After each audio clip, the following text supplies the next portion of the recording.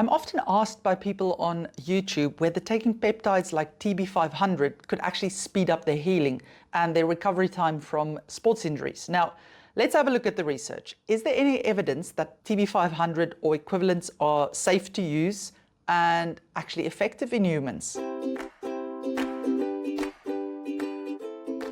For those of you who don't know me, my name is Marika.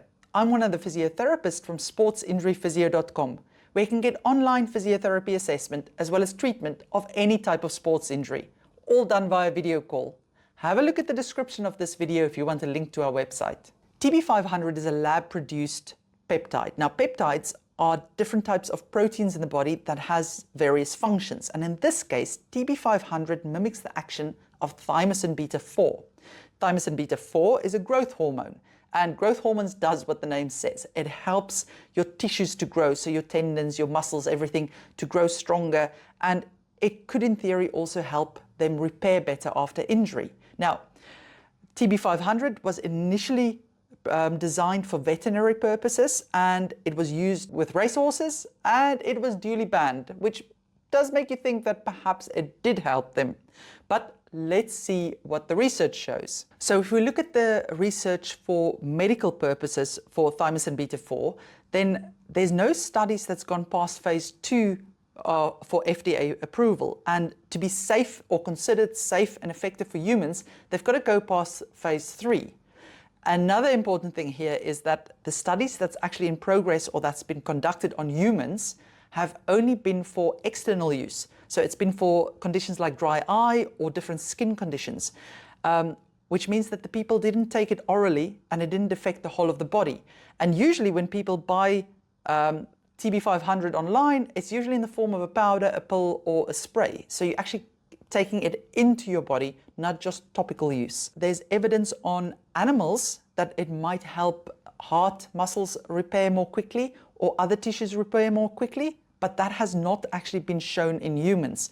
And we know with previous drugs that we thought would be amazing for humans, because they worked so well on animals, when they used it in humans, it didn't work the same way and it actually had quite dangerous side effects. So the important thing here is that yes, there are trials in humans, and yes, it does look as if it can be useful, but it's not for internal use, it's for external use only at the moment. And there's no evidence that it can actually help with muscle repair or tendon repair other than in animals at this stage. What about sports performance? Well, TB500 is banned in sports, and you will get yourself banned if you are a professional athlete and using the stuff. But that doesn't mean that it's effective. There's actually no studies that show that it does enhance sport. What happens with sports is if there's enough evidence or theory to suggest something could work, then they tend to ban it until it's proven otherwise. Most pain medications are also on the banned list. And again, there's no evidence that it does harm or doesn't harm in sports either. So what's my take on TB500? Would I use it to speed up recovery? Well, personally, no, I wouldn't take it.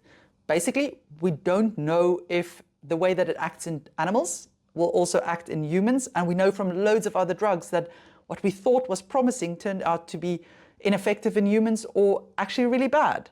And that brings me to the second thing. We don't know what the long-term effect of these drugs are. Again, with certain drugs that's even gone through all the trials and was cleared for human use, once enough people used it for long enough, it was shown that actually it had really bad long-term effects on injury recovery and healing, even though it speeded it up or looked like it sped it up in the short term. So for me, I will let other people experiment with it if they like, but I would wait for the trials to end and being shown effective, ineffective, or safe to use. Brilliant. Hope you found that useful.